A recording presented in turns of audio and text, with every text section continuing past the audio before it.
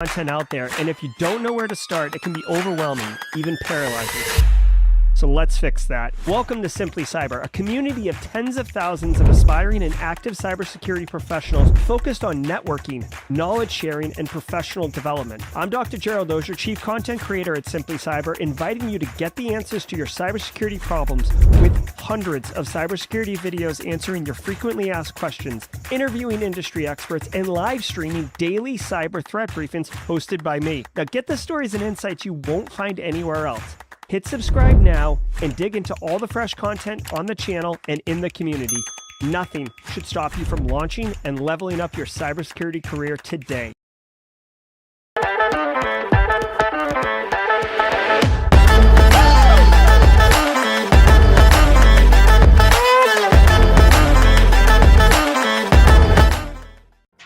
All right, what's up, everybody? Welcome to the show. Today is Monday, June 20. Jesus. What? Yeah, today is May 20th, 2024. This is episode number 625. In my mind, I was saying 625, June 25th. Idiot. This is the Simply Cyber's Daily Cyber Threat Brief podcast. I am your host, Dr. Gerald Auger. And as this coffee takes effect, we, over the next 45 minutes, going to be shredding the top cybersecurity news stories alongside Laura Flores, DJ BSEC, Kimberly from the couch, Paul Savage, Senfulous with the Yeet crew, George Strasburger, Chris K. Hall coming hot off the DOD CTF, Carrie Tyler with the new job. Guys, Yarden Kenzel, Marcus Kyler, Senfulous. Guys, we're all going to be shredding the top cybersecurity news stories of the day, and I'll be giving my expert opinion and analysis on each of those stories on what it means to you as a practitioner. So how can you use this information to drive cyber risk reduction for your business stakeholders? That's the point of staying informed every single day. Now, if you're not working in the industry, don't worry about that because A, we're going to get you there, but B, you're going to be asked in any job interview, how do you stay current on the industry? Boom, mic drop. The Daily Cyber Threat Brief podcast is a chef's kiss answer. On top of that, look at the networking. See that wonderful flowing chat right there? That is hashtag Team SC. And if you're here watching this right now, whether live or on replay, you're part of Team SC too. So welcome to the party, pal. Now, we're going to go through 8 stories. I haven't researched or reviewed any of them. So you're going to be getting my rough, rugged, raw, first take opinion as I slug a cup of coffee. We're going to simulate having that cup of coffee in the break room before we get started with the day. But before we get started on all the hotness, let me say shout out and thanks to the stream sponsors, starting with my good friend Eric Taylor, Casually Joseph, the whole team at Barricade Cyber Solutions. Barricade Cyber Solutions is dedicated to helping businesses from cyber attacks and recover from the damage done. Cyber attacks, they suck. They can cause massive issues for businesses and send dedicated, hardworking business owners into turmoil. But guess what, y'all? Guess who knows what to do about that? Barricade Cyber Solutions. They know how to mitigate the damage done by cyber incidents. They know how to eat threat actors out the environment. They know how to help you. Check them out at barricadecyber.com. If you got a threat actor in your environment, you definitely want to have Barricade Cyber on speed dial. They're kind of like Batman and Robin, right? They come swooping in and take care of the problem in a lickety-split fashion. Also want to say shout out to Delete Me. Delete Me's back. They are here every other week. What's up, Delete Me? I want to say, guys, if you didn't know, now you know. As a person that exists publicly, like me, since I share my opinions and hot takes daily, I am hyper aware of safety and security. What's up, Joel Belton? Good to see you. It's even easier to find my personal information online. I had somebody just the other day, Pamela, thank you, Pamela, shoot me some really specific information she found about me online. So all this data is out there. It can have real life consequences. And I recently found a solution, and the service is called Delete Me. It's a subscription service that removes your personal info from the largest people databases on the web, and in the process can help prevent, ID theft, phishing scams, swatting. So when you sign up, you tell Delete Me what data you want, or you find data and they go out and get it for you, and we'll remove it. And that's pretty much awesome. And the cool thing is they do all the hard work. It's basically outsourcing, managing your online privacy, which I love since I don't scale as far as my time goes. Take control of your data and keep your private life private by signing up for Delete Me now at the special discount for Simply Cyber listeners. Today you can get 20% off your Delete Me plan when you go to joindeleteme.com/simplycyber and use promo code simplycyber at checkout. One word. The only way to get 20% off is to go to joindeleteme.com/simplycyber and enter code simplycyber at checkout. That's joindeleteme.com/simplycyber. Thank you so very much. Delete Me. And if you've been using Delete Me, let us know in chat what your thoughts are. I've enjoyed it, frankly. I turned my family onto it, too. Also, Antisyphon training, but more about them at the mid-roll. Many of you know Antisyphon. Many of you are taking the SOC core skills later today. I noticed that the Chiron's not running, so allow me a hot minute to do that. I want to let everybody know that each episode of the Simply Cyber Daily Cyber Threat Brief podcast is worth half a CPE. So be sure to say what's up in chat. Grab a screenshot. If you don't know what to say, hashtag Team SC is a good one. Grab a screenshot because basically it's worth half a CPE. You do the screenshot, and once a year you count up how many screenshots you have and divide by 2. It's very, very simple, right? All right. Hold on. Oh, my God. Oh, my God. Bro. Like, I'm having a layer 8 issue with the pod here. Come on, man. All right, here we go. Here we go. You're about to see a Chiron come to life, y'all. As soon as I get rid of this other thing here. All right, here we go. Boom. Chiron coming to life. Boom. All right, guys. Love it, love it, love it. Hey, before we get into it, I do want to say shout out. Poner Joe is in chat. Good to see you, Poner Joe. It's been a minute. Love catching you on the left coast. It has been a long time, brother. Good to see you. Hey, I want everyone to know, listen, if this is your first episode of Simply Cyber's Daily Cyber Threat Brief, welcome to the party, pal. You are absolutely welcome here. We make the circle as big as it needs to be. Inclusive support, that's what we're all about. Let us know it's your first episode. Let us know your first episode with a hashtag first timer in chat. Hashtag first timer in chat. We have a special sound effect. Welcome to the party, pal. And a special emote for you. So let us know it's your first episode. I'm being told right now to explain what layer 8 means. All right. Sorry, that is a inside joke for, IT and cyber nerds. But basically, if you look at the OSI stack, there's layers 1 through 7. Layer 8 would be above 7, which means it's the human. So a layer 8 issue is an ID10T error, right? It's an idiot. I'm an idiot. I made a mistake. So it's a human error. PEBCAC, there's a lot of different ways to say it. Basically, layer 8 means human error. And if you ever didn't know that and someone said, oh, it's a layer 8 error, they're actually mocking you. So be aware of that. All right, let's go. Monday Fun Day. That's right. Let's see. I don't know if we're getting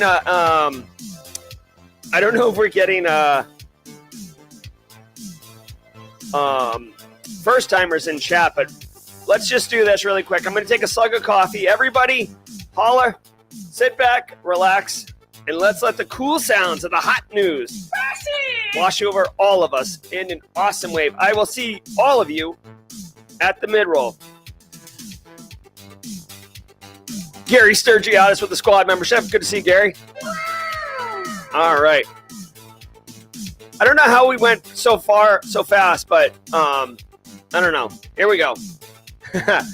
Oh my God, Joseph's a layer 8 compiler. Ouch, that's funny. All right, guys, sit back, relax, and let's let the cool sounds of the hot news wash over us in an awesome wave. See you at the mid-roll. From the CISO series, it's cybersecurity headlines. These are the cybersecurity headlines for Monday, May 20th, 2024. I'm Steve Prentice.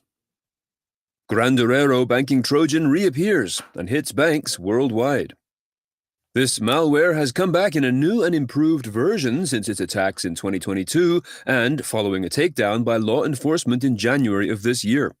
Its victims currently are banks in Central and South America, Africa, Europe, and the Indo-Pacific. According to IBM's X-Force, the breadth of this attack was achieved through the participation of other criminal groups using Grandorero as a malware as a service. Once again, this campaign starts with phishing emails that instruct recipients to click on a link to view an invoice or make a payment. All right, really quick, couple things here. One, Let's just do a quick shout out and recognition. Team SC, we've got some great news to share with everyone. Carrie Tyler starting, as far as I can tell, Carrie's starting first day, new job, I think cyber job, so way to go. And then David Feldman, not a first timer, but first day working at a new job in cybersecurity, a double shot. I came in like a wrecking ball. Yes, sir. Way to go, everybody. I love it. Awesome. So good for everyone. Super pumped. OG Edwards, thanks for the squad. Okay, so check it out. Couple things. One, first of all, this banking Trojan, it's interesting. I don't know if there's a correlation, but anecdotally looking at data from 2013, 14, 15, like that time frame, banking Trojans were huge. Like ZooSpot and a couple other ones were like massive. Fin7, Fin11. Those threat actor groups were like massive. Banking Trojans were all over the place. And then ransomware came on the scene, and it was like the boyfriend meme where like the girlfriend is banking Trojans, and then the girl walking towards the camera was ransomware, and the boyfriend's like, oh yeah. So like ransomware became, the du jour. And then now as ransomware starts to tail off, as businesses get better at resiliency and recovery, as ransom payments aren't being made, just statistically speaking, only 28% of ransom payments are actually made now. It's interesting that there's a resurgence in what was working prior to ransomware, in this case, banking Trojans. So I do find it being interesting. Hold on one second. Anyways, so this is targeting Central America, Latin speaking countries. They also said Africa. So it's basically countries that are not United States, or it sounds like in European Union type spaces.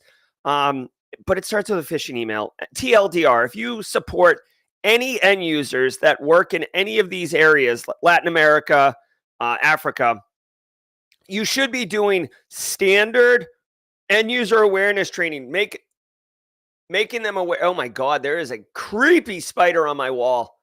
Oh, I'll get to you later, but Jesus. Basic end user awareness training. I know it's like, oh my God, that's so lame. But listen, consistency, vigilance. It looks like it starts with like an invoice email. An invoice email. So use that in your phishing exercises. Send a message out to the finance team, especially because they are the ones who are like probably just blindly opening invoice emails. Oh my God, Kimberly. I don't like spiders. I hate snakes. Tidbits Tuesday, but spiders a close second. All right. So TLDR, that's basically end user awareness training, but this is a large scale campaign. Also, shout out to law enforcement for infrastructure takedown initially. All right, let's go. Okay, so really quickly, I'm also getting tagged in mod chat here. Galia Libin passed CYSA yesterday. Very nice, very nice.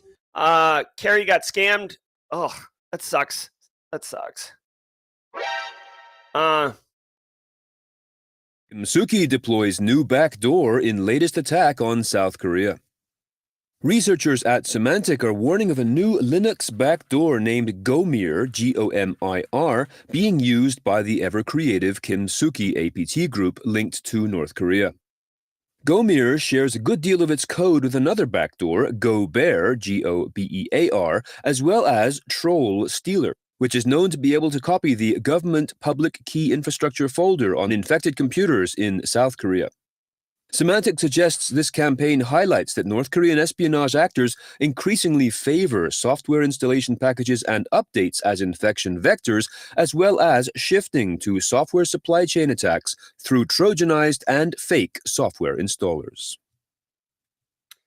All right. So Kimsuki is definitely North Korea's, like, kind of, I don't want to call them their A team, because Lazarus Group is like really, really effective. I don't know if there's any overlap between Lazarus Group and Kimsuki, but essentially they're I'm so distracted by that spider. They're effective. They're hyper effective, and frank. In fact, so they're doing Linux backdooring. So don't think Linux can't be basically compromised, right? If you're running, here's the thing. Usually Linux isn't run by Carl, right? Normally Linux is run by Linux admins and advanced IT people, power users who know what's up. So, it seems weird that you would download a Trojanized software installation package. Most people, okay, so Joe Belton is confirming Kimsuky has been linked to Lazarus. I'm not surprised Kimsuky and Lazarus would have overlap simply because, if you've got an A-list squad, you know what I mean? Like, you're going to deploy them on whatever you need done right and done now. So, but essentially they're getting into backdooring Linux machines. Why would you backdoor a Linux machine? So you can basically come and go as you please. Just real quick, if you didn't know, a backdoor, it's not like a backdoor basically allows you to get into a machine that you've already compromised without having to compromise it again, right? That's the deal. It allows access on demand to the threat actor, and it's called a persistence mechanism. You may have heard it referred to as that, but so, like, it's one part of a persistence mechanism actually, because persistence, whatever. I'll get into it later if you want it, but so I'm trying to see why they're doing this, right? All right, so it supports multiple stealing capabilities, screenshots, browser data. So Kimsuky is more of an espionage-focused threat actor, and that's what the malware is for. They're getting into South Korean government. Okay, so here's the deal. At a macro level, obviously, North Korea and South Korea share a border, but the United States has been doing a lot of exercises with South Korea, and I think North Korea is freaked out by it, and that's why North Korea is hacking into South Korea in order to get intel on what is really going on. That's what I think is happening. But anyways, again, if you work in South Korea, obviously you should have a heightened concern about this particular thing. But in general, if you are managing infrastructure, if you're responsible for your counterparts who are IT people that manage Linux servers, you should here's the thing. You should shoot this over and just be like, hey, did you know this? But then also be like, hey guys, how are you updating your Linux servers? You can just use the standard Linux repos, right? Like yum or apt-get. I mean, maybe I'm wrong. Maybe I'm wrong from a Linux server perspective, but I don't think you should be downloading from some weird, mega drive website for your Linux updates. I don't understand how an IT admin could fall victim to this. It happens, obviously, right? But I guess you could fall for it if you were doing the wrong website, like a lookalike website. But here's my thing. Most Linux admins operate on the command line. You're not going to a website to download packages. That's ridiculous. The whole thing with Linux is command line. You can cruise on the CLI. Microsoft Windows Server 2019 May updates. Okay, he's over there now. During the mid-roll, I might destroy that spider. He's on the ceiling. And mods keep dropping spider gifs in the chat here.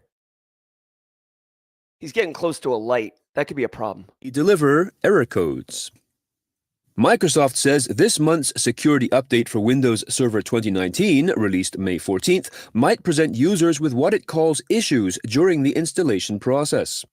The company says, quote, the installation might fail with an error code and is more likely to affect devices that do not have the EN_US, that is the English language pack support, end quote. Many Windows admins around the world have reported such failures already since last week's Patch Tuesday. Microsoft has yet to provide a workaround and is, for the time being, helping admins install the US English language pack. Eric Gold. Oh, okay. Hold on. We might have to I might have to take action on this.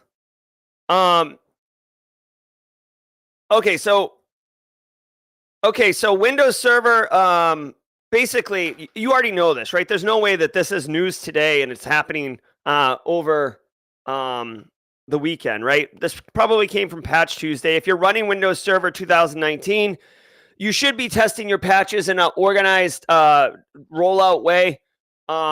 Basically, best practice for patch management. Test it on some servers, make sure it works. It doesn't work. If you're getting this, error, chances are the second you get this error, you Google it and you see what this error means. There's probably a workaround. Let me see. Yeah, look at Microsoft explained on the Windows Health dashboard. Came from May 14th. So anyways, this affects US-based systems because it's the English language patches. There is a workaround available, but it's unofficial.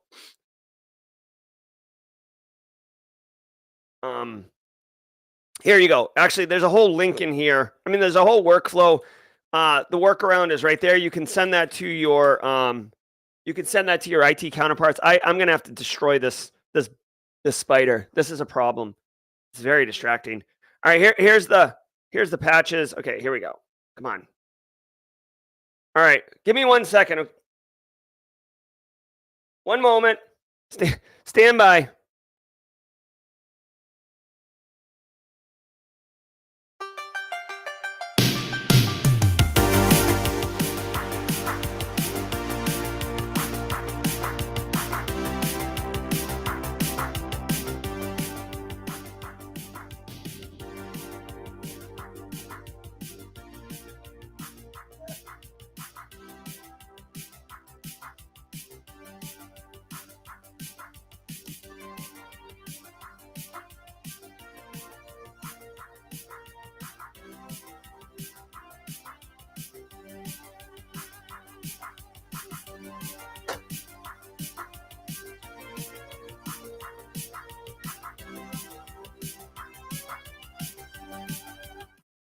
Okay, so pretty much the worst case scenario just happened. I got a tissue. I didn't want to mush it into my ceiling because I have white ceilings. So I pinched it and brought it down, and then I kind of opened. I thought I squeezed it really well, like to crush, and then I opened it up to confirm to killed it, and it like sprang to life and went. So now I don't know where it is, and it's definitely angry, and I feel like it's on me. Oh, I'm gonna have to burn this entire studio down. God dang! If you guys see it in the background, let me know. This is rough. Eric Goldstein reflects on his time at CISA. After holding the position of Executive Assistant Director for Cybersecurity at CISA since the start of the Biden administration, Goldstein will be transitioning to the private sector in June. Speaking with Cyberscoop, he says the 3 areas of progress made by CISA during his time there that he admires are the agency's ability to understand cybersecurity risks and use that understanding to drive change through initiatives like Cyber Sentry. Secondly, collaboration with industry, for example, the Joint Cyber Defense Collaborative. And thirdly, the Secure by Design initiative, which puts more of cybersecurity onus on product developers rather than the organizations that use them. His hopes for the agency following his departure include the, quote, need to maintain the humility in our ability to project and forecast changes in the technology and threat environment, end quote, and the criticality of people in the design, implementation, and investment in cybersecurity. All right. So Eric Goldstein heading out, he was the director for cybersecurity, executive assistant director for cyber at CISA. So I don't know what Eric's role was versus Jen Easterly's role. But shout out to Jen Easterly. Hold on, where is she? I don't know what his role was versus Jen's role, but I do want to point out. Oh my gosh. Oh my God. Okay, so everybody loves Simply Spider. Oh my God. You guys, I'm telling you, it's going to be the mobile studio from a hotel. I'm moving officially. All right, so CISA has, we all know that CISA has done significant work in moving forward with bringing, kind of a federal support and service in cybersecurity to all businesses in the United States. And a lot of these initiatives, took action and went forward. So here's the thing. A lot of government type stuff, they're like, oh, we want to do this major thing. And then the vision doesn't actually look like what the implementation is. But CISA continues to execute and do great things. And 3 initiatives that they mentioned specifically, one is Cyber Sentry, which I wasn't aware of. So we'll come back to that one. Second of all was the, kind of the public-private sector collaboration, which we're all very familiar with. I don't know why it received criticism, but the fact that, the known vulnerability exploit catalog,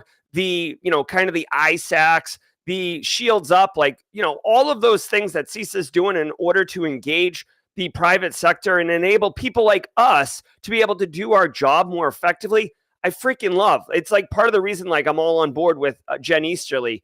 And then finally, the design, secure by design. That again, I feel like secure by design is a great idea, but unfortunately, there's a perverse incentive for businesses not to secure by design, as I've outlined many, many times on the stream, with capitalism, and there's financial incentives to get to market fast, which doesn't necessarily agree with the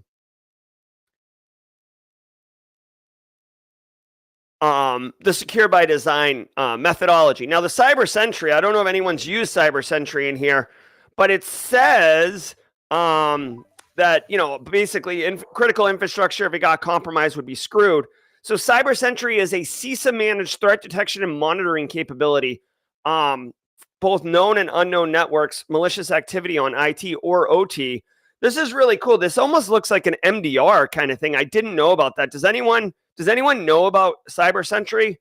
I don't feel like CISA did a good job of promoting this thing, but I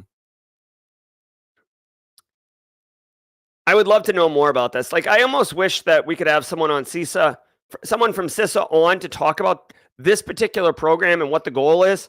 Maybe Jen will come on and talk about that. I don't know. Maybe. All right, guys, let's keep going. I think we got the mid-roll. And now upgrading Chef. The shed is not secure by design. That's 100% accurate. From our sponsor, 20's.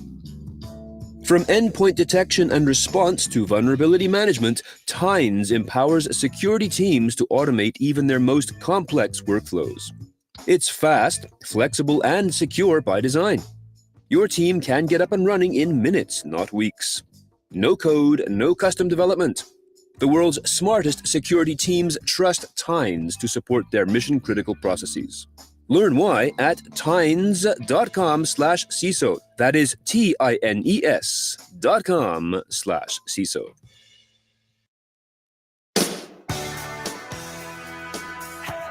Hey, everybody.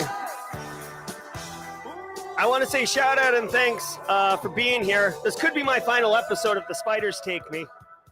If you're getting educational value, if you're getting entertainment value, if you like to see me get freaked out by spiders, hit that like button on YouTube.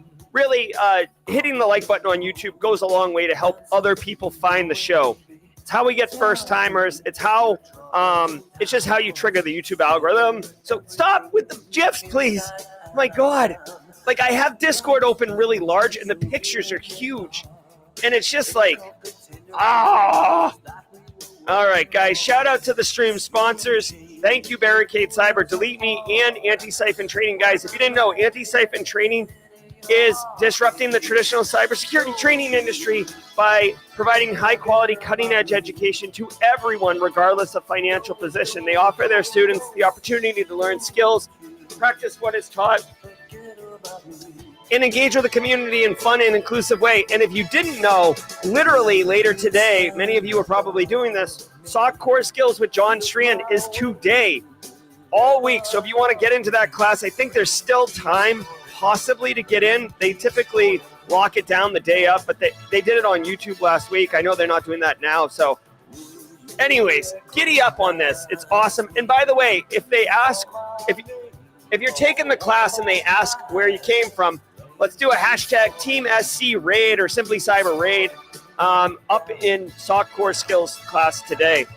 Thank you, Antisyphon training. No, oh my God. All right, I'm looking at DMs right. Oh my God. Oh.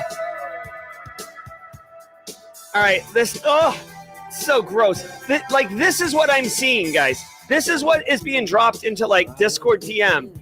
Like these things. Oh, this is from Haircut Fish. Thank you, Haircut Fish, for having me live a living nightmare. Oh my God. Mods. I can't. All right, we're going to power through this, guys. Simply Cyber Community Challenge. Oh my God. Bro. Please. All right, guys. Hey, the Simply Cyber Community Challenge. Clinton Rinaldi has the baton.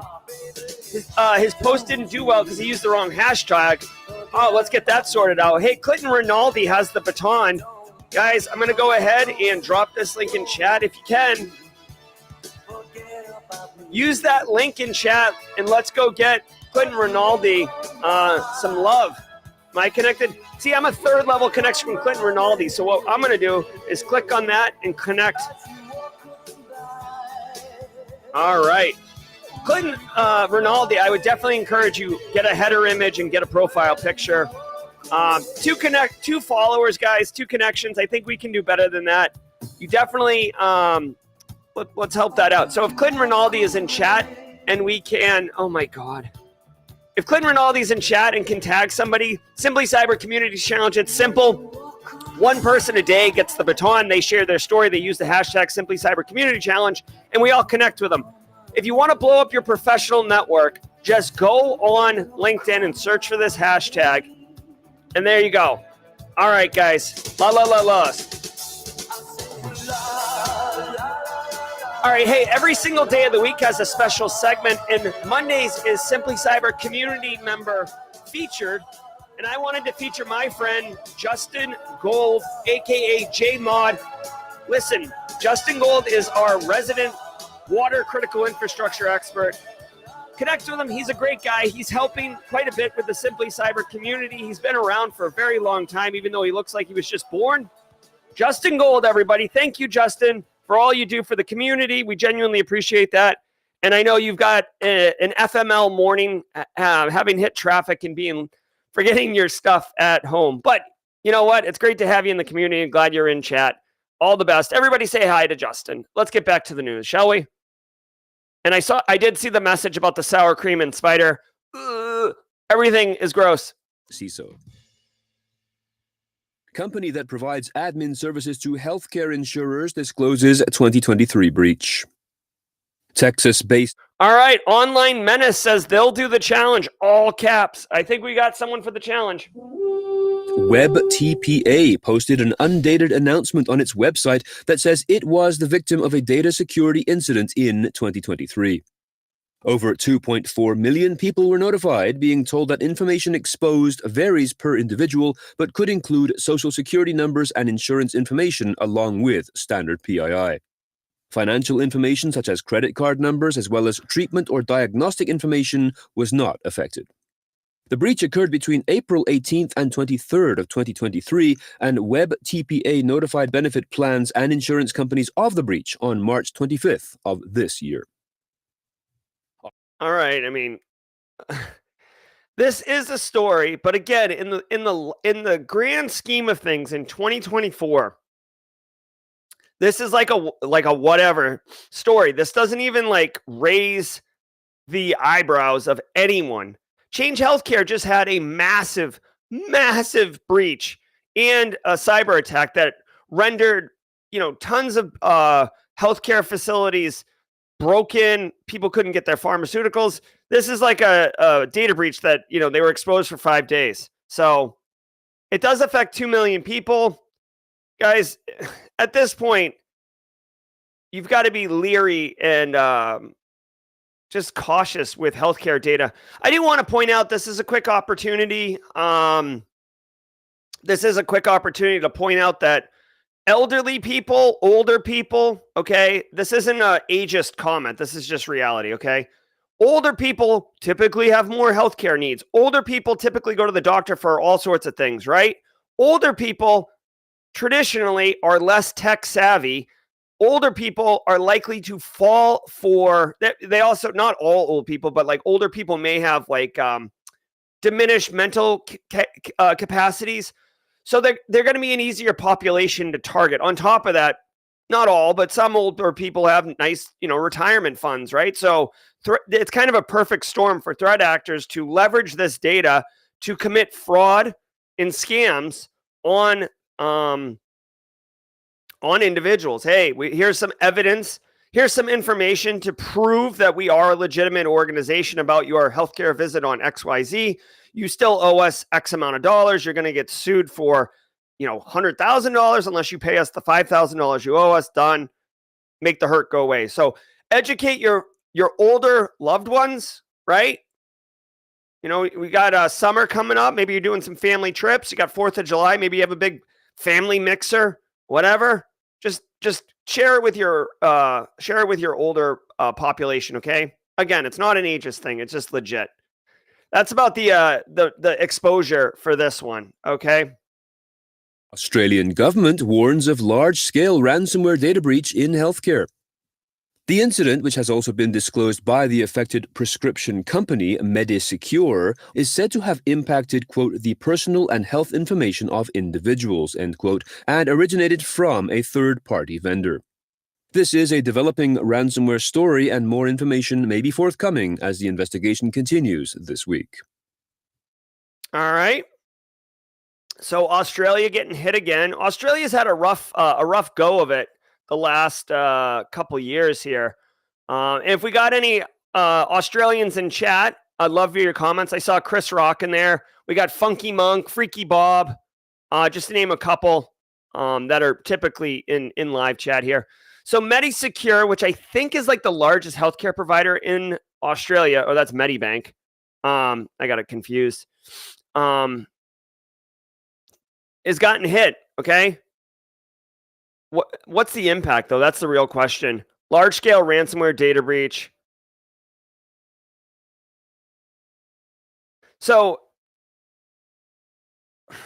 looks like it came from a third-party vendor. Again, so, guys, this is like a real common thing that you should be really mindful of.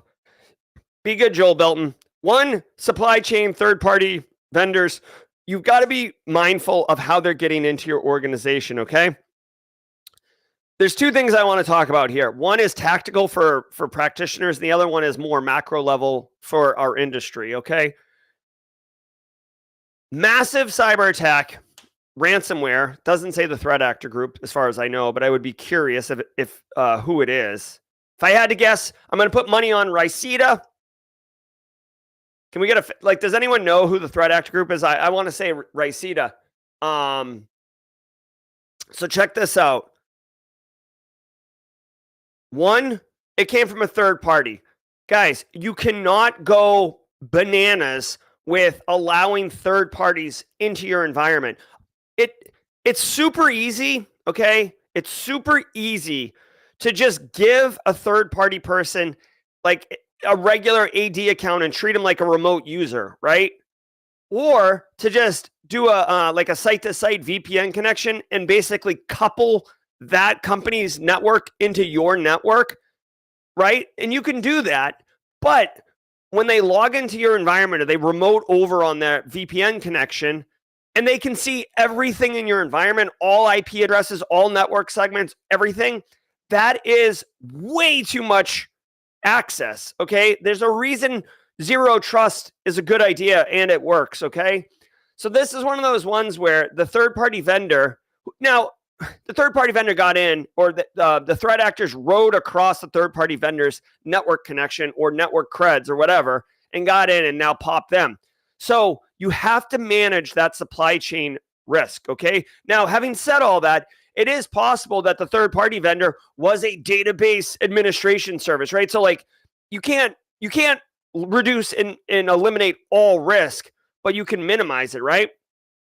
Mono Julian with the super chat. Did we just become best friends? Yep. No MFA, phishing email, weak password, no RBAC. Normally the main reason. Exactly, Mono Julian. And thanks for the super chat. It's good to see you.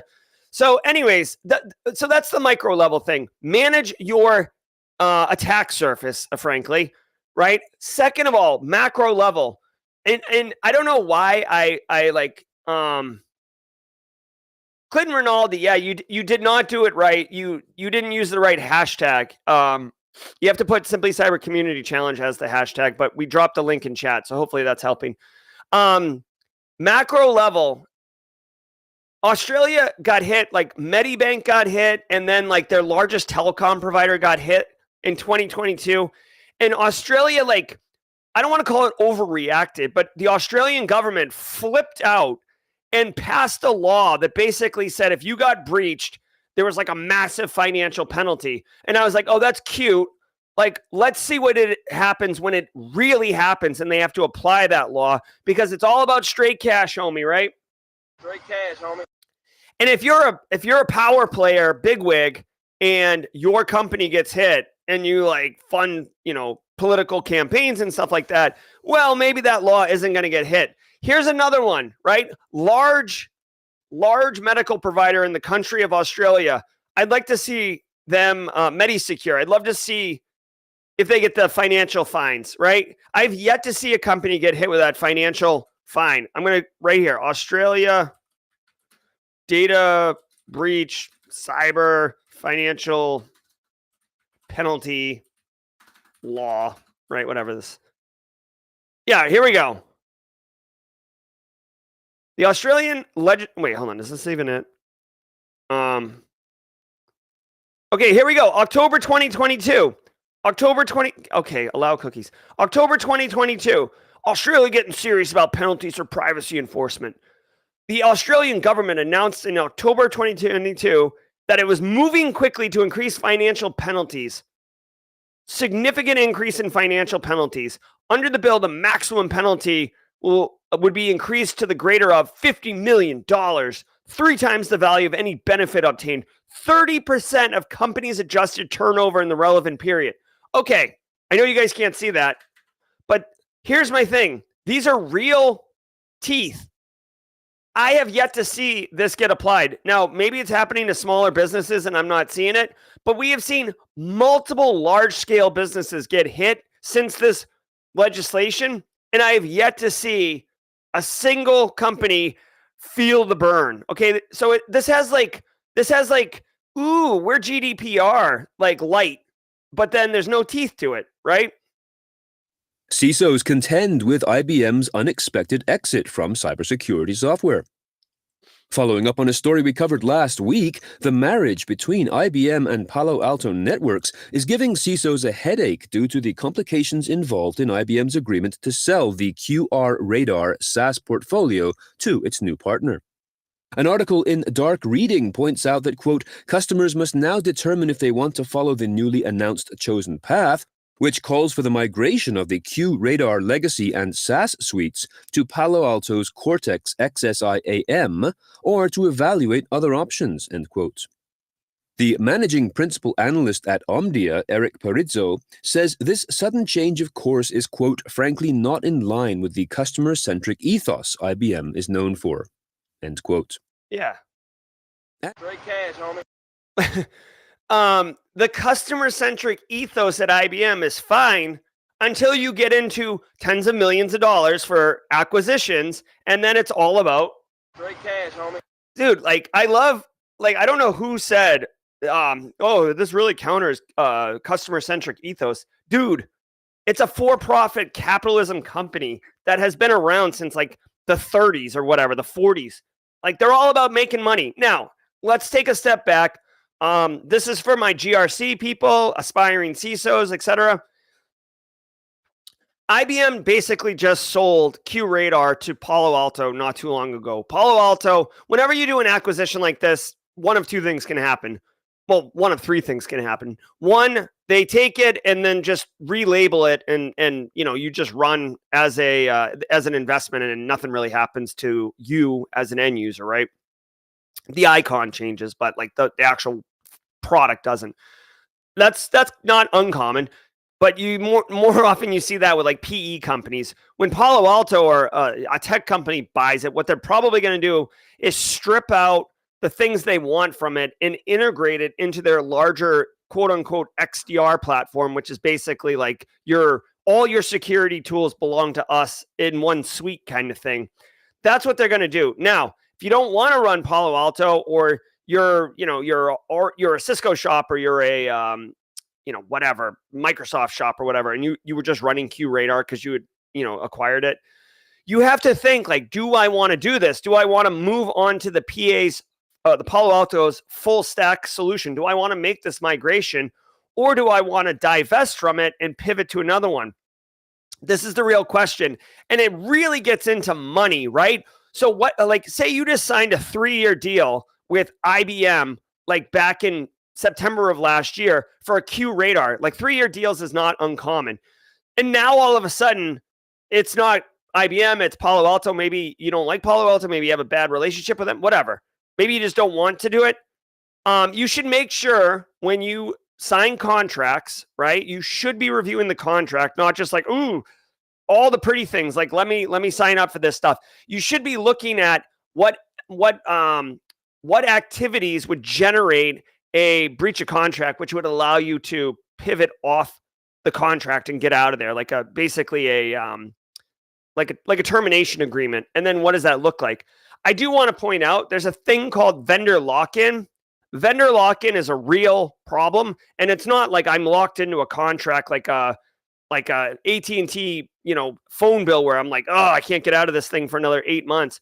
Vendor lock-in is where you've invested your technology stack, you've invested training your people, and you've got integrations and automations built on the tech stack that if you were to rip out QRadar and replace it with, I don't know, like Elastic or Elk Stack or Splunk or whatever, it doesn't matter. It would be very painful, right? It would take time, it would take money, it would take resources, and it's cheaper, easier to just throw your hands up and say, even though this product sucks, it's more of a pain to move off than it is to stay on. Let's keep going and kick the can down the road. We'll get to it at some point. That is vendor lock-in, and vendors desperately want vendor lock-in to be a thing. That's why if you've never noticed, there's like tools where like, oh, just, hey, if you want to migrate from this tool to this tool, right? Like say you want to migrate from like LastPass to Bitwarden for your password vault. Bitwarden has a little tool that like you can run and it'll ingest it from LastPass into Bitwarden very easily. That makes the onboarding process super easy, low friction, and vendors love doing this, right? Because they want you to get on their platform.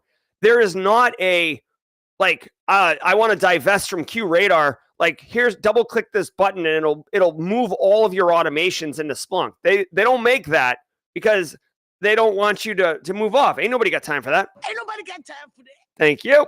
All right. So be mindful of vendor lock-in. Upgrading Jeff says 5 years later, we will see the Australian papers showing who was breached that never reported. Oh, yeah, that's good. We got Deb Wigley in the house, ladies and gentlemen. Deb Wigley. Now, last week in ransomware. In addition to Australia's unfolding Medisecure ransomware story just covered, the 4PX botnet, that is PHORPIEX, was seen sending millions of phishing emails that, quote, led to Lockbit black ransomware attacks, with the encryptor believed to have been created using Lockbit's leaked source code, end quote. And as we reported last week, Black Basta was found mail-bombing companies and then pretending to be an IT support company.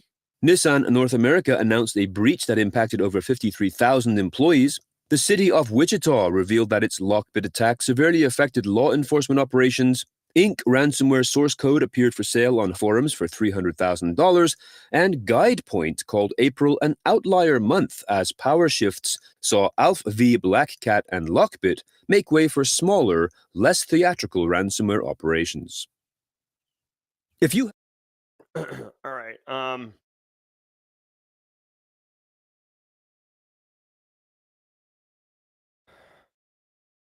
All right. So I found the spider, but it's behind me. All right. So here's the deal. Every week, there's a nice little ransomware roundup. I say this all the time. Find one of these stories that relates to your industry or relates to your geographical region, and cherry pick it, and then use it for some end user awareness training, education. Interesting technique here, where threat actors are signing up to newsletters basically, and then replying to the newsletter, pretending to be, IT, or they're signing up for services from a business, which I guess costs money, right? Or they're doing the free trial or whatever. And then they pretend to be IT from a customer organization having trouble. And then they trick the IT staff into, falling for running malware or something like that. It's actually kind of a clever attack. And you should definitely make your help desk aware of this. They should already be aware of this, but your help desk and your IT counterparts, or sometimes there's like product leaders or customer support. Not customer support. There's a word they have that's kind of popular right now, like customer success manager or client success manager. Anyways, here's the deal. If you in your business offer some technology service, a SaaS service, whatever, and you allow people to sign up for it, and then you help them on board, that is where the attack is happening. The person is a criminal. They get onto your tech stack. Then the onboarding starts and they say, hey, I have problems. Check out this screenshot or whatever. Or, I'm trying to run this code, whatever. And then they get they get the victim, the customer success manager, to either run malware or visit a lookalike site and put in their username and password. I didn't quite understand 100%, but that's what's happening. It's an interesting technique and one to be mindful of. All right, so let's go. Haven't checked out the season 2 finale. All right, here we go. Really quickly, guys. Real quick, if you were here just for the news, we are at 8:50. I appreciate it. I want to remind everybody, on Wednesday this week, we will be premiering the final episode of season 4 of Two Cyber Chicks, Erica McDuffie and Jack Scott, Simply Cyber community members, and just wonderful professionals all together.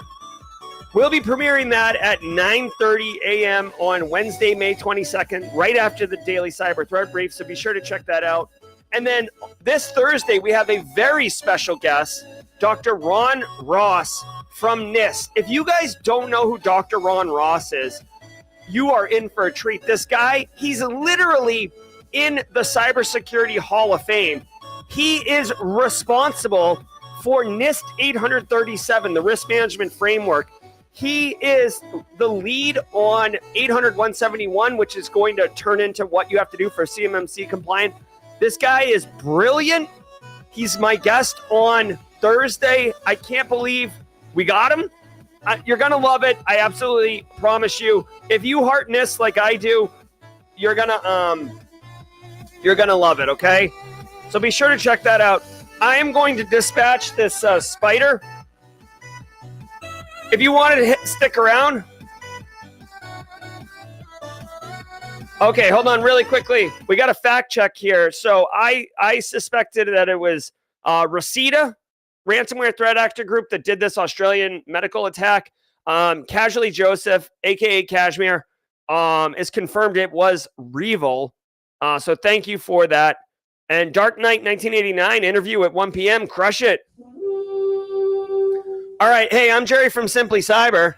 Stick around for Jaw Jacking, which is basically a 30-minute Ask Me Anything cybersecurity stream. It's all about good times. It's all about community.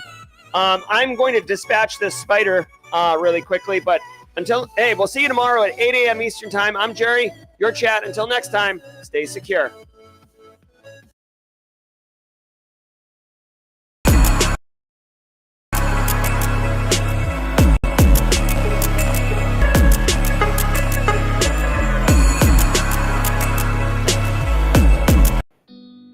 Hey, what's up, everybody? Welcome to Jaw Jacking. I am your host, Jerry Guy, coming hot off the heels of that nerd, Dr. Gerald Auger's Daily Cyber Threat Brief podcast. Over the next 30 minutes, we're going to just be answering all your questions, cybersecurity related, community related.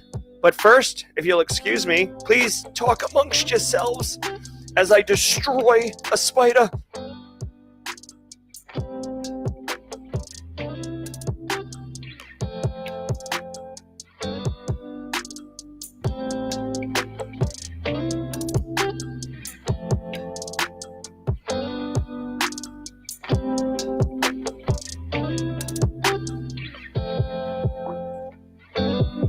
All right. The studio is safe. Let's go. All right. The call is coming from inside the house. So if you missed part of the show today, there was a spider in the studio, and I was definitely not excited about it. Electro Celestial says, hello, I'm new here, hoping to learn things. Let's do this. Electro Celestial, welcome to the party, pal. Love it. Thank you, Jenny. All right.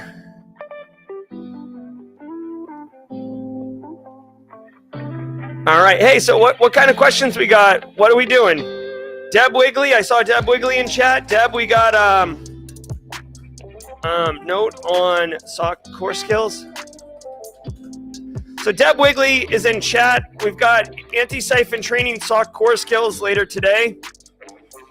I'd be curious who's taking it. Anybody?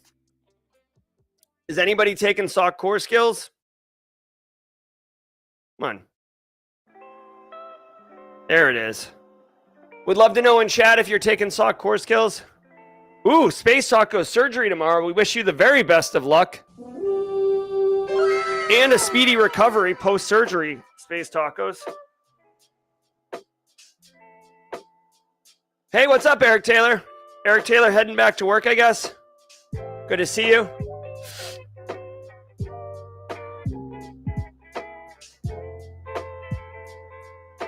Awesome. I just got confirmation too that Eric Taylor. So hey, really quickly,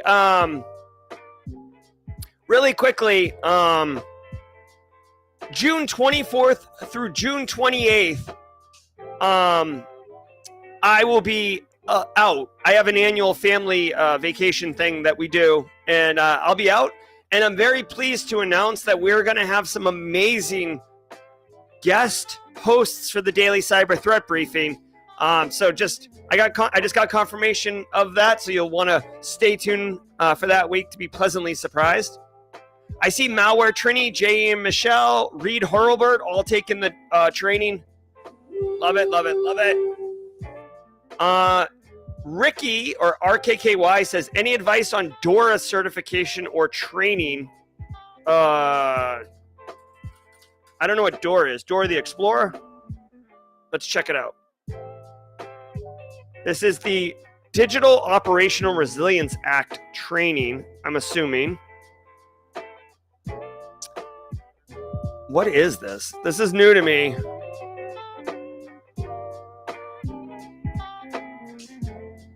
Who does this apply to?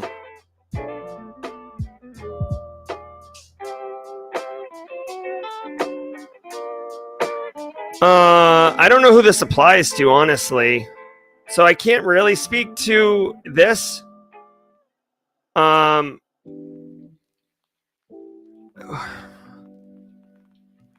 Oh, so this is like a financial institution thing? Credit institutions, payment, electronic money, investment firms. Okay, so I guess, in European Union, yes, I mean, I live in the United States and I don't work in finance, so I have very little perspective on this, but what I would say is this looks pretty good as far as like its scope. So if you work in Europe in financial services, you should totally check out this training. Now, I don't know how much it costs, right? I mean, obviously, that's a factor, right? So, yeah. Anyways, hey, if you're in chat and you have thoughts on, if you have thoughts on that DORA, please let us know. As I don't.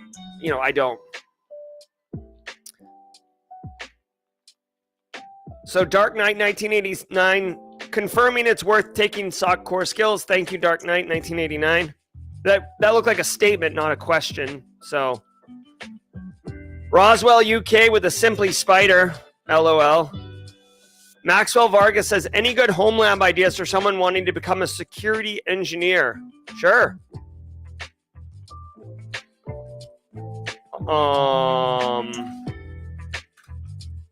So, really quickly. Oh my God, bruh. So, who asked that question? So FedEx registration is closed. Yeah, I think they closed it on Friday, but I don't know. Deb Wigley, if she's in chat, I don't know if there's like a workaround or, replays or something. Any good home labs ideas? Maxwell Vargas. So Maxwell, I want to point out that I have this.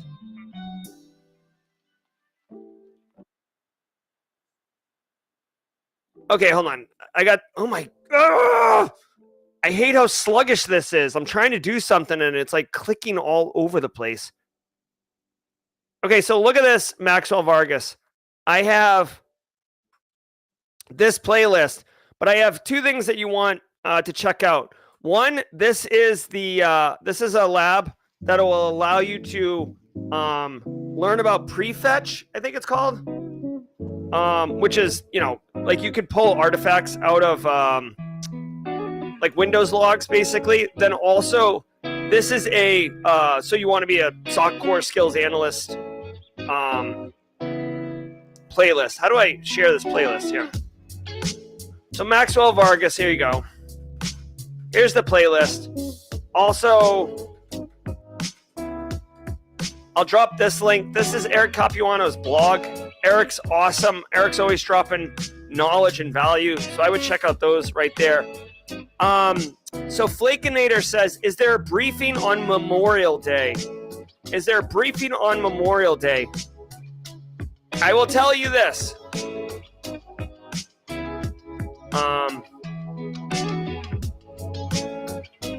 So a lot of people take Memorial Day off, right? I'll put it to the community. Do you want one? We could use AI. I don't think there's going to be a CISA series post, so we could use AI. Let us know in chat if you're feeling it. We can make it happen. Dark Knight with an update on the interview. The interview on Friday went well, and when they asked how I keep up with current trends, I shared Simply Cyber. Cool. Let us know, Dark Knight, how was that received? I'd be curious if you can share any more thoughts. Like, were they like, oh yeah, that's great? Or like, did you give them details? Oh, cool. Hey, so Kimberly can fix it, aka Kimberly from the couch, aka Sophia, is sharing that you can do the SOC core skills with John Strand's GitHub repo. I guess Class Labs probably. Let's take a look here. I'm guessing it's in here.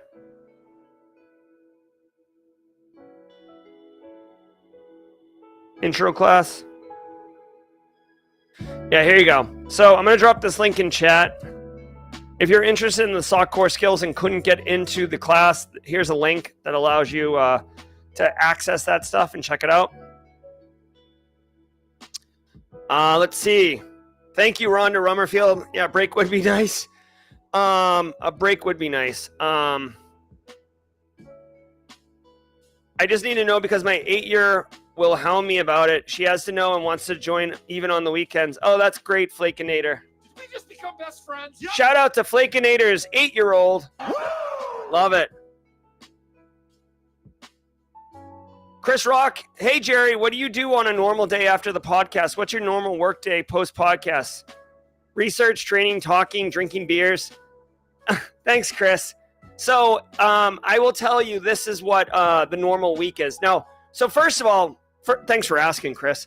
Right now, the Citadel is out of session, right? So I'm not teaching right now, which is important.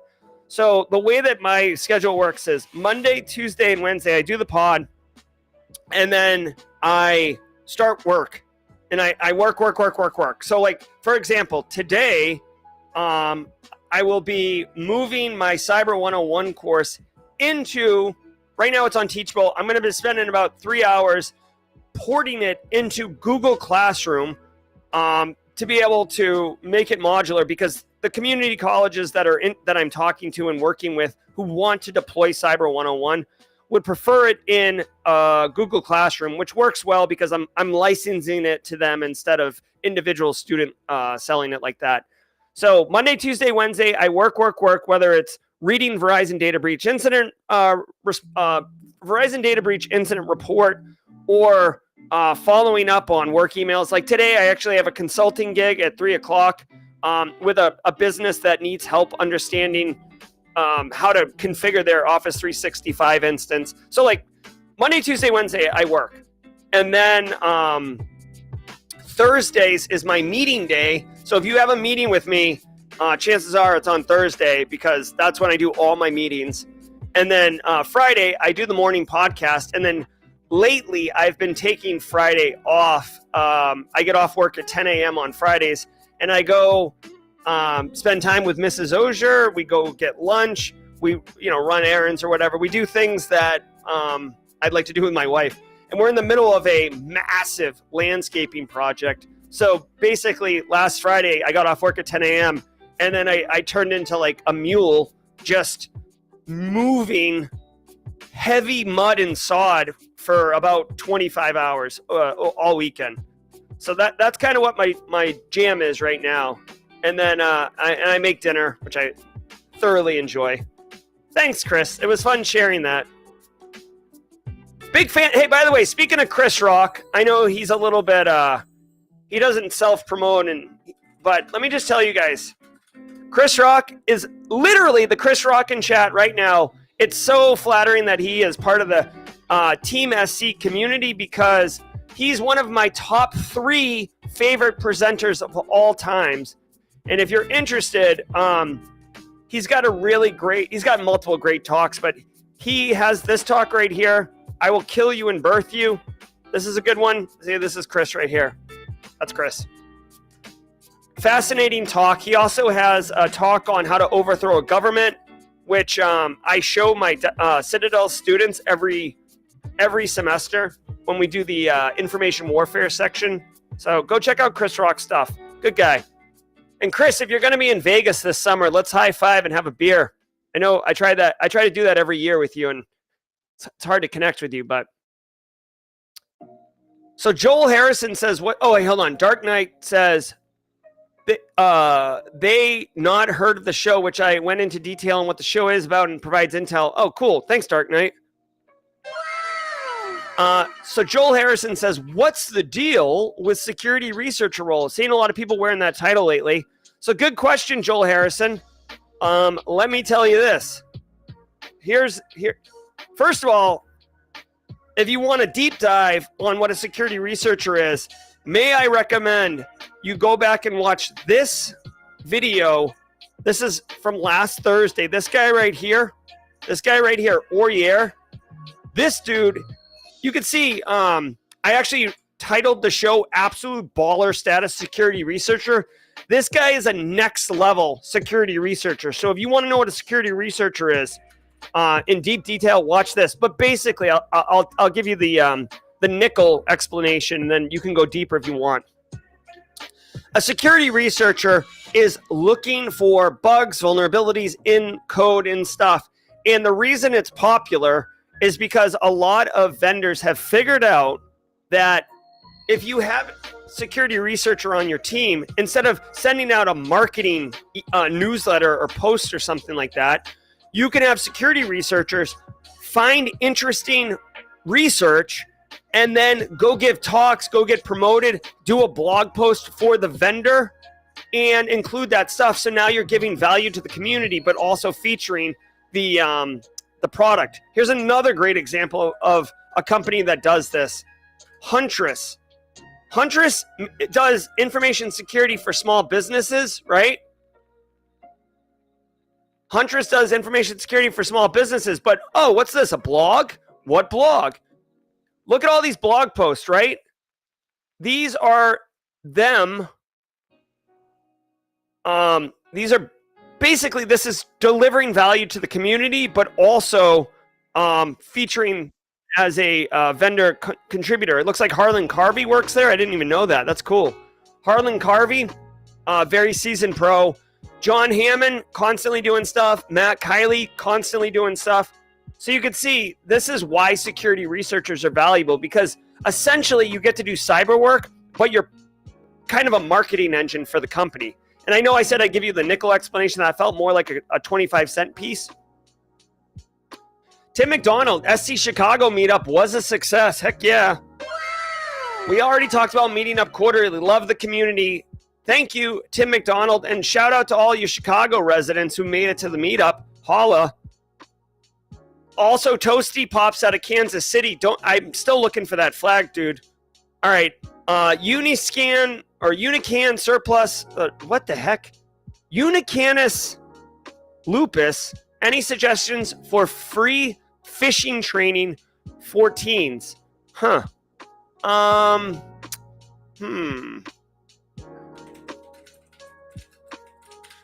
don't know. I'm looking online. A lot of businesses will have free, right? Like KnowBe4 has a free one, Cofense has a free one, Hawks Hunt. So like basically the vendors that sell information security have free ones that they'll give you as like kind of a lead magnet. I haven't seen any targeting teens. Look at this. KnowBe4 has a no-cost children's interactive one. This seems more like children, like, 10 and under, less teenager ones. So there are options out here. I just don't know if they hit exactly. Let us know in chat. Hey, in chat, if you got teenagers, have you had any success educating them on phishing? George Strasburger is saying KnowBe4 is cheap, so maybe you could do that. Oh, actually, you know what? Alpha Sierra did the hashtag gift. I think I have more gifted subs to give. Let's do this really quickly. Do I have free ones to give? Oh, I've gifted all 10 memberships this month already. Boo. All right. You know what I can do though? Milestone chat.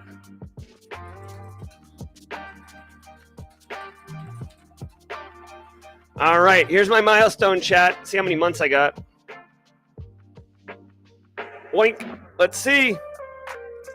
All right, Jerry super chat.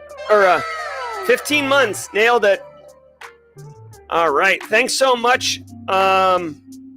I was going to say thanks so much, me. That's dumb. Sorry about that. All right. What other questions, everybody? Joel Harrison, that was at least a silver dollar explanation. Thanks. I forgot about Josh's video. I had AI workshop that's only one Friday a month. George Strasburger, almost 2 years. Love it, love it, love it. So looking at the Memorial Day briefing, I see people 50-50, basically 50-50 on the vote. I'll tell you what, I'll make a decision one way or the other. It is a holiday. We're not doing anything. I'm not doing anything, like we're not going away or anything like that, but it is nice to kind of kick it.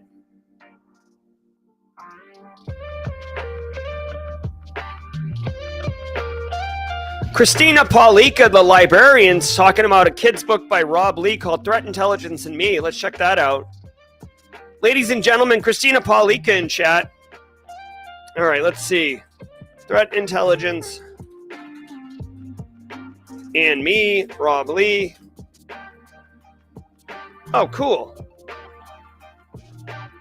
Again, this looks a little younger, but this is from Rob Lee, the CEO over at Dragos, and just a really great OT professional. He's been on the stream before.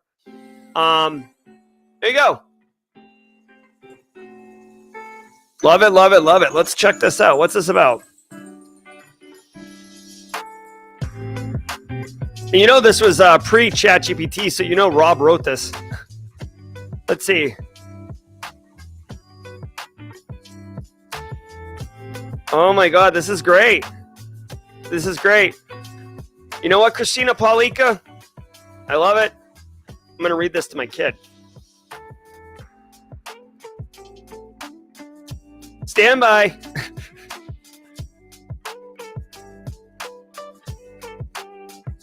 Stand by.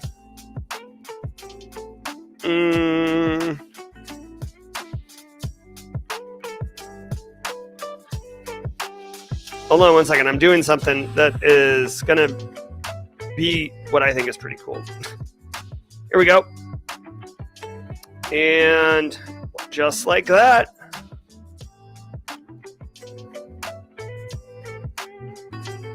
All right.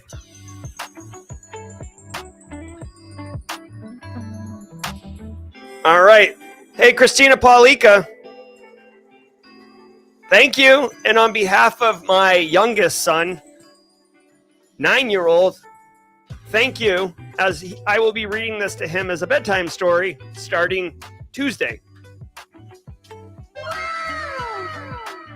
All right. So Chris Whitlock says, how's the How to Be a YouTube Superstar course coming? Thank you, Chris Whitlock. By the way, can I just point out really quickly, Chris Whitlock and Casually Joseph, there's been some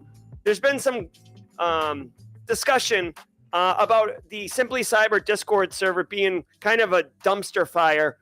Just too many things going on. Chris Whitlock and Casually Joseph, and Justin Gold, kind of the youngs who understand Discord, have been helping. And we've got a plan moving forward to kind of clean up the Discord server a bit, just so everyone knows. Chris Whitlock, the YouTube Superstar course, I've actually put a pause on it. Unfortunately, it's one of those things that, like, I just can't get to the front burner. I would love the YouTube Superstar course, but the next two courses I'm working on, one is a micro course with Charles Finfrock on, basically it's like a threat intel course for GRC people. And the second one is Vulnerability Management Analyst Masterclass. I'm actually kind of curious. I already did the vote. I'm already, I already did the vote, and that's the course that people wanted, was the Vulnerability Management Analyst Masterclass. But I do have a How to Build a YouTube channel for fun and profit course that I'm working on. It's like a fun little pet project. But basically, YouTube has been a vehicle that has really opened a lot of doors, a lot of opportunities. I mean, obviously, I have my own business now. My last two cyber jobs I didn't have to apply for. They were like the businesses contacted me. That's all partially in part because of YouTube. So that's what's up. Space Tacos, Jerry, have you ever taken a cooking class, or are you self-taught cook? So I am a self-taught cook. I don't talk about it a lot, but like growing up, I had to be very independent for reasons. So I had to learn to cook. I'm not a great cook, but I can cook a lot of stuff, and I've come to enjoy it. It's a fun process. It's a enjoyable process. And, I get to provide for my family. So I really enjoy that aspect of it. I will say I did take one class once, but it was more of a date thing. And I want to share it with everybody really quickly.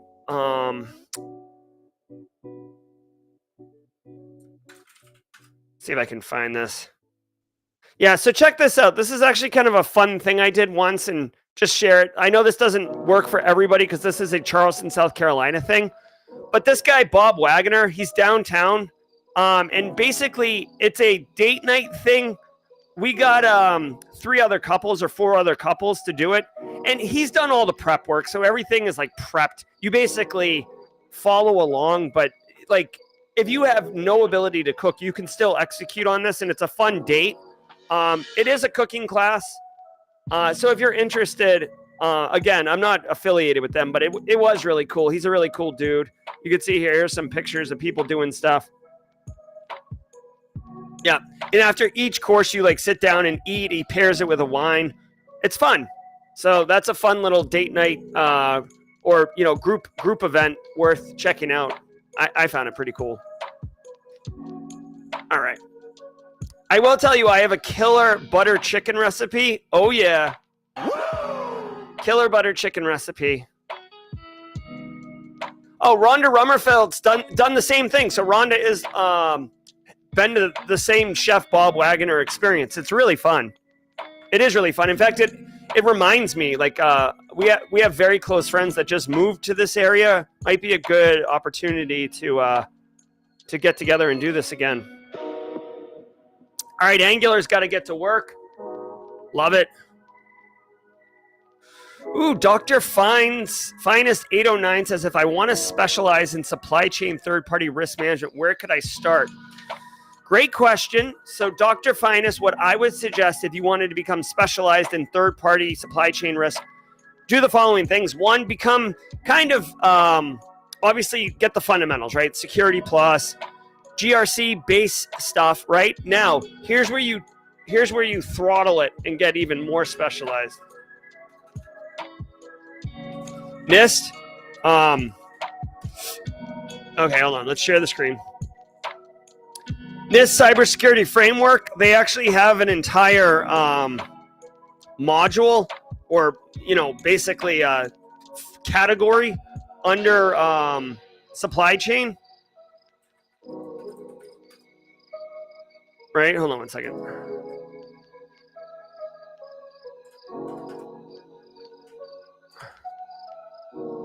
Right. I'm trying to find where it would. Here we go. So basically, you can kind of see it here. Basically, NIST CSF has an entire section committed to supply chain risk. Dr. Finest, I would get intimate. I would get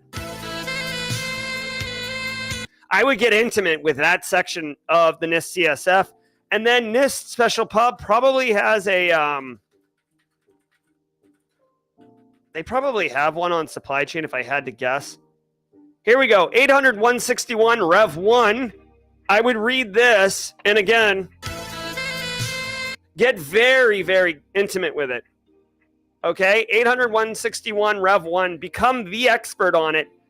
And then on top of that, Dr. Finest, I would start, social media posting, creating content around supply chain risk. Begin to brand yourself as the supply chain risk expert, right? There's all the resources. All you got to do now is consume them. That's what I would do. I might even read 800-161 when I get some time and put some content out there. Maybe make a video. Maxwell Vargas says, would you consider experience as a SOC analyst for a period of time to be necessary before trying to become a security engineer? No, not a requirement. Okay. Not necessary. So a security engineer, like when I hear the word security engineer, I think you are handling or managing security technologies, right? So you are responsible for maintaining, care, feeding a firewall. You're responsible for maintaining, care, feeding a mobile device management solution, right? Or the EDR platform, whatever. You don't need to be a SOC analyst prior to that to understand how to do that job.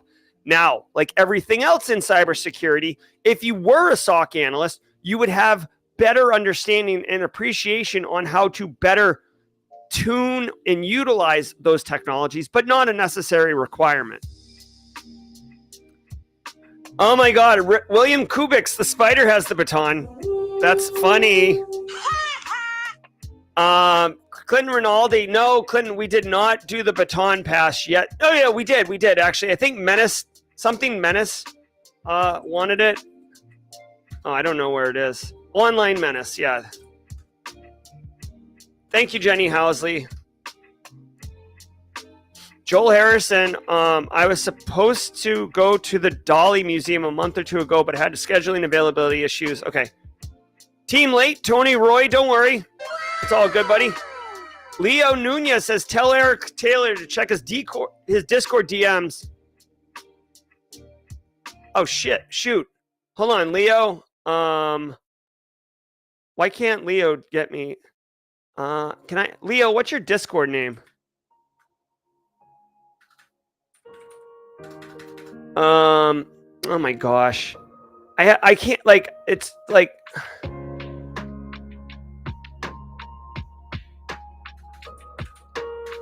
I can't, like, hold on. Let's get Leo Nunez sorted out here. Leo, can you get me on LinkedIn? And can Leo Nunez drop his Discord name in chat so I can...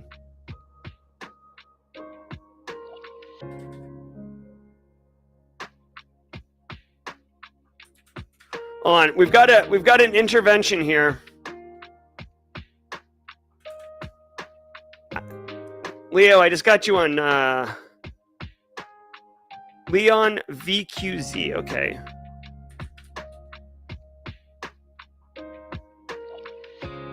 All All right, I got you in Discord now. Let's go. All right. All right. So what's up? All right. While Leo's dropping that, let's see. Oh.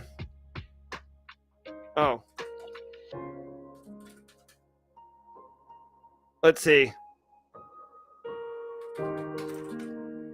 All right. Thank you, Leo. Let me double check on that one.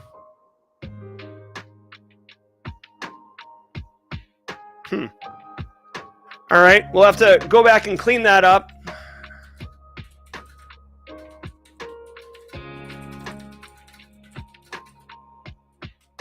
All right. All right, so let's check it out. Here we go. Discord chat.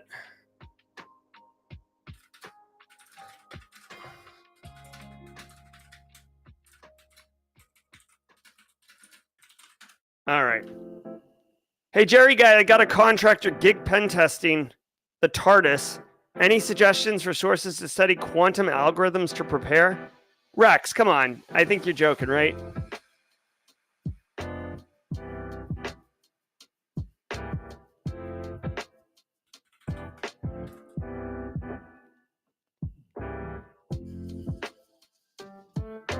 All right. FedEx. Yeah, so today was the spider episode. It is pretty funny. I got to tell you guys, like, you know, obviously this is episode 627 of Simply Cyber's Daily Cyber Threat Brief, but there have been a few episodes that have, like, there was, I don't know if you guys remember, there was like the garage episode, there's the spider episode, there's been the crank coffee episode. Take it easy, Jenny Housley. I'm going to be wrapping up in 5 minutes. Have a good one, Tim McDonald. Yeah, there's been a couple episodes that have labels. William Kubix wants a Simply Spider t-shirt, please. That was funny. Yes. The garage episode. I actually enjoyed the garage episode. I got to tell you, the garage episode, that's part of the reason why I have a studio, or why I used to have a studio before I got spiders in here. But the reason I was in the garage is because it was like the holiday season, and we had family staying in the guest bedroom. So Flakinator says, for recipes, I highly recommend the program Paprika to store them all. Works on all platforms. Oh, that's cool. That would be really nice. So, hey, I got to tell you guys. So I don't know if I got to tell you guys, this is kind of funny. And if I already told you on chat, please let me know. And I'm sorry if I'm repeating myself, but, so I cook a lot, right? And maybe a month or two ago, I started using ChatGPT, and basically I have the app on my phone, which by the way is epic. You can kind of talk to it like like you're on a phone call. And I've started saying to ChatGPT, hey, listen, I'm making a dinner on a weeknight. Here is a couple things in my fridge. Give me a recipe. And no lie, it gives me good recipes and I execute them exactly. And maybe a couple weeks ago, a month ago, my kids turned to me and they're like, Dad, your cooking's really gotten way better lately. Like, I don't know what you're doing, but like, keep it up. This food's so good. And I'm like, oh my God, like just borderline shame. Like I've been replaced by AI. Like I'm just smart hands for AI now. So it's a double-edged sword, but you know what? The family's enjoying the food. So occupy the web on the show. I don't know, Taekwon Gong.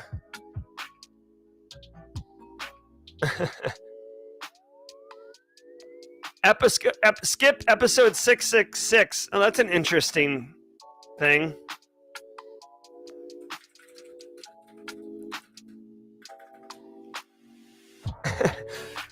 Community, should we skip episode 666? We could brand it the devil episode, right? I could wear little horns. Rhonda Rummerfield's using ChatGPT to mix up the workout routine. Great idea. I gotta tell you, I recently found, like, you know how like everybody just kind of puts salt and pepper in? Like, I actually started putting salt, pepper, and paprika in everything, and that's working really well.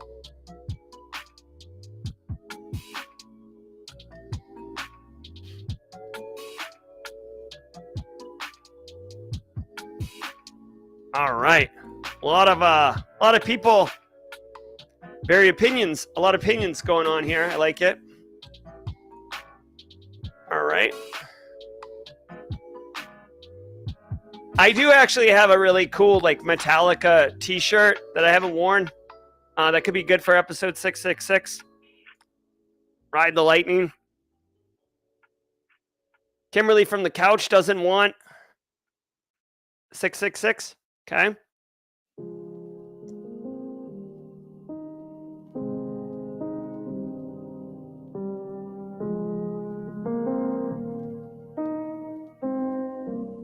Oh my God, Marilar.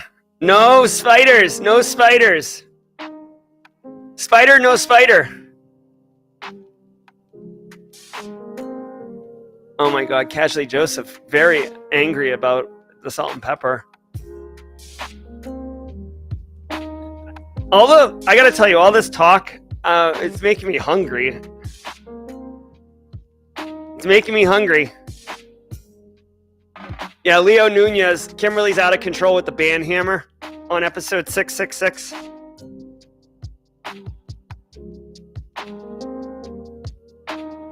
Oh my God. So funny. All right, guys, it's 9:30. Genuinely appreciate all of you. Oh my God. You guys are out of control. Let's end the poll. All right, the majority wants to do episode 666, so we will. Stay tuned for Memorial Day. I'll let you guys know how it goes. I got to go port a class into Google Classrooms. I'm Jerry from Simply Cyber. Shout out to the mod team. Much love. Thank you very much, mods. Shout out to all of you, Team SC. If you're going on to do SOC core skills today, enjoy the heck out of it. John is an amazing instructor, and the Antisyphon community is amazing. That's a good point. Chris Rock saying that U.S. holidays aren't going to cut it when you have an international audience. My man, Chris Rock. All right, guys, be good. If you got an interview today, best wishes, crushing it. If you're Carrie Tyler and it's your first day at your new job, crush it. I'm Jerry from Simply Cyber. Until next time, y'all, thank you so very much. We'll see you tomorrow at 8 a.m. Eastern Time. Be well. Stay secure. Content. Keep the cybersecurity train going by connecting with the other Simply Cyber community resources. We have the Discord server that's lively and always keeps the conversation going. You can connect with me directly on LinkedIn. And also every single weekday morning on the Simply Cyber channel, we're doing live daily cyber threat briefings, 8 a.m. Eastern Time, as well as Thursday at 4:30 p.m. We're doing live stream interviews with industry experts, and we produce videos that we push out every Wednesday morning. I'm Jerry from Simply Cyber. I hope you enjoyed the content.